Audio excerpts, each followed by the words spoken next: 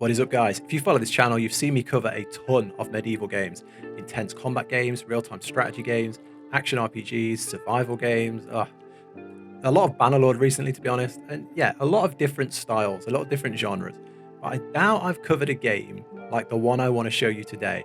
This is something real different. It's more of like a simulation than an action game, and it really scratches an itch that I didn't know I had. And like the game I want to talk about is Siege Survival Gloria Victis. So the game isn't out yet, so they sent me a preview key, which is about half of the game a couple of days ago. And I've been playing this on stream yesterday, and I've played it off stream as well. I've ran through pretty much everything that this half of the game has to offer, and I want to give you my first impressions, my experiences, let you know a bit more about the game, and then tell you how I feel after playing it. Because yeah, this is something new. It's not for everyone 100%, but if you're into it, you could be really into this. This is really, it's really different, and I'm so happy that I've had the chance to play it. If you're not subscribed to the channel, doing so really helps me out. I've challenged myself to make a video every single day until I hit 1,000 subscribers. So any support on this journey would be amazing, because I really do want to catch up on some sleep. So let's get into this. What is Siege Survival? As it sounds, your city has been attacked and is under siege by an army. You play as you start out as a peasant within the inner districts of the city. The army is fighting them off on the walls with, bow and arrows, axes and shields, all that jazz. And there's some fights within the different districts of the city. But the enemies have breached parts of the city, and your job and goal in this game is to split into 3 different parts. There's 3 things that you have to do as part of like the core gameplay. I'm going to cover them in their 3 parts, and I'll timestamp them as well. So yeah, the game's not currently released, but it's planned release of Q2 2021 with a pretty good price, I think, of £15. And by playing this, it's pretty far along. It shouldn't be too far because it's pretty well developed, and there's definitely £15 worth of content already in the version I've played. So yeah, I said the game is split into 3 areas, and that is daytime, nighttime, and then the battle mode. And I want to go through them all in that order. So first up, I'm going to cover daytime. So you play as a peasant, and you can switch characters to anyone else you recruit in the area. Quite early on, you'll recruit your second person, who's like a builder, and the rest you have to find yourself. And there's no like cookie trail to them. You have to literally find them and pass the right event to get them. And your job in the day is to build, craft, create, and manage your little village, this little settlement tucked away between the castle walls. You have to manage it, manage the people, and manage your resources. So to do that, you need to look after their needs. So they have like water, food, sleep, happiness, health, much like The Sims. So you need to build them beds, scavenge for food, grow crops, trap animals, rear pigs and chickens, turn food into meals at like the butcher's stand and the campfire. You need to find fresh water sources or scavenge for water in the city, and manage all their other needs that you'll come across as you play the game.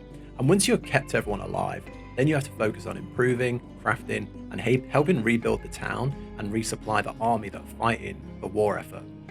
And help yourself explore by crafting yourself items to survive the nighttime, which I'm going to cover soon. But the fundamental goal throughout the game is surviving and beating each siege. You get sieged in like waves. You don't get sieged because you're a peasant, but the army will get sieged, and you have to give them the best chance to survive each siege. So yeah, that's kind of the daytime structure. The nighttime I'll cover next. This reminds me of like the old Flash games, where like there's like a zombie apocalypse, and you send your people out to scavenge at night, and it's like, yo, they came back with a machine gun and some rations. It literally feels like that, but you do it yourself. So in the evening, you can either scout the enemies to see what's going to happen, rest your troops, or go explore the city for supplies. The city's broken down into different zones. At the start, you can only go to one place, but as you play more of the game, you can unlock shortcuts to different areas. So think of like a town, a market, an upper class area, maybe like a building area, things like that. And you equip your guy with the items you might need. So torches to burn things down that's in the way, shovels to clear rubble that's blocking your path. And while you're here, you need to be on the lookout for items. Maybe you're low on food, so you need to hunt for vegetables or wood to cook on a campfire. Maybe the war is going bad, or you know that there's a siege coming, so you need to look for stuff to create arrows for your soldiers, or maybe you need to be looking for cloth to make bandages to heal your soldiers. But while you're out here, you're going to face some challenges as well. It's not as simple as just walk out and find items. Enemy soldiers will be broken out into different parts of the city, and they'll patrol around looking for people like you. So they've broken in, And if they spot you, they'll chase you. And if they catch you, you're done for, really. If they spot you and you escape, they'll return the next night with more men. And if this can escalate to a point where if you keep getting found, the city is just unapproachable. It will just be swarming with people, and you just can't go there one night. So you just have to rest up and avoid it, and let the heat die down, really.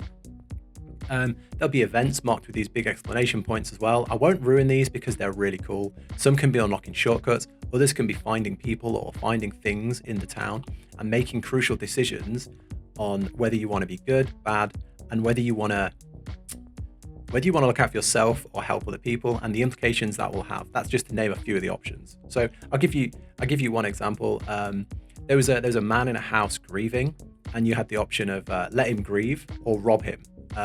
I was streaming on Twitch at the time and asked my chat for advice, and of course they decided we rob him. We got a pretty cool axe which we could give to a soldier to help the war effort, which was really cool. But then the next time we entered the town, we saw he'd hung himself. So the game can definitely hit your emotions hard, and it punishes you when you make decisions to benefit yourself, or that they deem wrong. I really like that. I really like the. It reminds me of like This War of Mine. I think that's what it's called, where the decisions you make, sometimes you have to make to get through the game, but they're not the right decision, and you've got to live with them. And that's definitely something here. Well, one of the big ones that you'll have is like when you've got animals in the city, you've got 2 pigs. They take a lot to feed. You might not have the food to feed them, and you might not have enough food to feed your people. So do you kill one of these pigs to feed your people for the day, or do you keep them alive for the future? And you have to face decisions like that every single day in this game. I've seen another event where you could save a woman's life, and I saved her, and then she came and joined the camp, so you had a third person. Really cool. The final thing you need to do in town is clear the rubble to unlock different areas. So as you go around, there's like these big rubbles, and if you have a shovel, you can clear them. And if you clear all the way around to another shortcut, you'll unlock that next shortcut to get into the town the next night. So basically you're slowly progressing each night as you find more stuff. The things in the town as well don't regenerate overnight, so once you've taken them, they're gone. So your first playthrough is going to be a shambles. You're going to want to play this again and just min-max every night. That's my advice. My second playthrough was a hell of a lot smoother than my first. And the final thing I want to talk about is the big part of the game, the main event. You are being sieged by the enemy. They're going to attack in waves. You have to support the troops who are defending the castle, the town, defending from the siege, right? Craft arrows for their archers, deliver rocks to help repair the walls, create bandages for injured troops, and you can send your men out at night to scout the enemy to get an idea of when they're going to attack and what sort of force they're going to be coming with, and match that up against your force and how well stocked they are. And then when the fights actually happen, you'll see arrows launched in. They can attack your villagers. There'll be catapults throwing rocks at buildings. They can destroy things that you've built. It feels really, really cool, but definitely punishing. And then after the fight, you've got to clean up the pieces. You've got to mend the buildings. It's your job to repair you can go to the bastion, and you can see the weapons and armor of the troops that have been fighting, and you can repair those weapons and armors if you built a repair bench.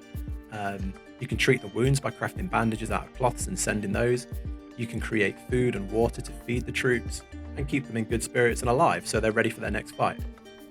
And that is the main 3 areas that you'll be doing throughout the game. Hopefully that gives you a good idea of the general gameplay loop. Like I said, the game is only a preview, so I've only played around half of the game, but it was enough to get pretty far. I've upgraded the buildings. I've created like an armory where I can craft different weapons and armor and arrows for my troops. I've unlocked some different areas of the map so I can get around a bit faster. I've created like farms where I can like grow stuff and trap rats to get food if I need it. Discovered some really cool stuff in the events in the evening. And the game has definitely opened up and surprised me a lot more than I was expecting. It looked very basic at first, but that is definitely not the case. So my overall first impressions of the game are really good. They really are. This isn't Bannerlord, this isn't Mordhau or some big medieval siege game with amazing graphics that's going to test your skills. It's a simulation strategy game that's super punishing, super challenging, and not forgiving at all. I've played through twice now and got significantly further each time, but both times it went to shit at the end. And I'm going to play it through a third time using what I've learned in the first two in the third one. The first time I didn't maximize my time at night to gather resources. I didn't do what I needed. I didn't do the best things, so I didn't progress as fast as I'd liked. The second time I grew my camp too big and I didn't have the food, so I had to start killing off animals. And yet I didn't look after the bastion enough because I was focusing on building too much, and the troops started dying, and it all just went wrong. So I want to play it again and do it better this time. If you've played a game like Frostpunk, it reminds me a lot of that, where you don't get anything from one play to the next, but your next play, you'll be so much better because you've learned from your mistakes. And I mean, what more do you want in a game like this than replayability? I'm 100% going to play through it again, probably off stream so I can actually focus. If I had to give my pros and cons at this stage, I love the camp management. It feels really, really thorough, and it's really tough. And there just isn't enough time to do everything you want. You have to make sacrifices. Maybe you're not going to feed everyone, so you've got to kill off an animal. Maybe you've got to decide, do I create bandages for the troops, or do I create something for my people so they can go and get more stuff in the evening? You're going to be low on certain resources. You know, are you going to make the soldiers arrows, or are you going to repair their armor? And time and resources will always be an issue. I never got to a point where I felt comfortable, which it hurts to say. Maybe I'm not very good. Maybe I need to keep playing. And I really like how the events and the battle system work. Even though you're not in the war yourself, your actions create the result, and it really does feel impactful. My least favorite section, my only flaw, is the nighttime stuff. I personally wasn't a fan. The events and shortcuts are cool, but I'm just not a fan of the creeping around and scavenging thing. Your bags fill up. You've got like 8 bag slots, but when I went out, I think one character's got 9 bag slots. I never saw a way to upgrade it yet. Maybe there is a way. I don't know. But yeah, you go out there, and once you've cleared, like I said, stuff doesn't come back. So once you've cleared everything around your entry point, you're traveling quite far every night. And then let's say you travel for 5 minutes to the other side of the map, and then you fill your bag up. You just got to walk back with it because you can't get everything because your bag's so small. I just found it a chore because I don't like sneaking around. If you like sneaking around, hiding from guards, hiding in certain spots, getting around and picking the right resources, it's a great gameplay loop. Personally, it just wasn't for me. I wish you could just auto it. So just, you know, click troop, send out for the night, and then he just comes back with a bunch of resources, and you just get the events pop up. That'd be my option. But there are going to be people who really like this. So I don't want it to come across too negative, just my thoughts. I hope it's given you a good oversight in the game. I've really enjoyed my time playing it. Thank you to the devs and publishers for giving me the creator copy to make a video for you guys.